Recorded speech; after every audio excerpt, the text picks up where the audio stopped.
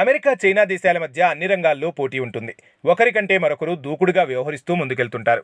అందుకే తమ రహస్యాలను మరొకరికి చేరకుండా గట్టి చర్యలు తీసుకుంటూ ఉంటారు. ముఖ్యంగా ప్రభుత్వం తరపున పనిచేస్తున్న వారు మరింత జాగ్రత్తగా ఉంటూ తమ రహస్యాలను కాపాడుకునేందుకు కృషి చేయాల్సి ఉంటుంది. అయితే ఇదే విషయాన్ని మరోసారి గుర్తు చేసుకున్న అమెరికా, చైనాలో ఉన్న తమ ఉద్యోగులకు కీలక హెచ్చరికలు జారీ చేసింది. ఉద్యోగులతో పాటు వారి కుటుంబ సభ్యులు కూడా చైనీయులతో ప్రేమ, శారీరక సంబంధాలు పెట్టుకోవద్దని స్పష్టం చేసింది. చైనాలో అమెరికా తరపున పనిచేస్తున్న ప్రభుత్వ సిబ్బంది, కాంట్రాక్టు ఉద్యోగులు సహా వారి కుటుంబ సభ్యులు చైనా పౌరులతో ఎలాంటి ప్రేమ, లైంగిక సంబంధాలు కలిగి ఉండకూడదని అమెరికా సర్కార్ తేల్చి చెప్పింది. ఇలాంటి సంబంధాలపై తాము నిషేధం విధిస్తున్నట్లు ప్రకటించింది. అగ్రరాజ్యం అమెరికా అధ్యక్షుడిగా ట్రంప్ రెండోసారి పదవీ బాధ్యతలు స్వీకరించడానికి కొన్ని రోజుల ముందే ఈ ఆంక్షలపై కాస్త ఒత్తిడి పెంచినట్లు తెలుస్తోంది.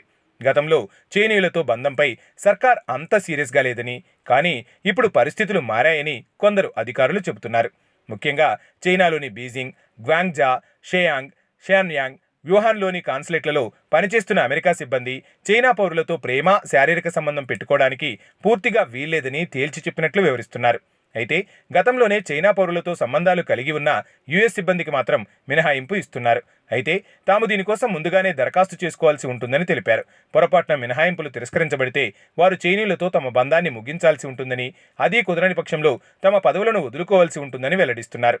జనవరిలో ఈ నిబంధనలపై ఒత్తిడి పెరిగే వరకు చైనాలోని అమెరికా సిబ్బంది అక్కడి పౌరులతో సన్నిహిత సంబంధాలు ఏర్పరచుకుంటే వారి పర్యవేక్షకులకు నివేదించాల్సి ఉండేది.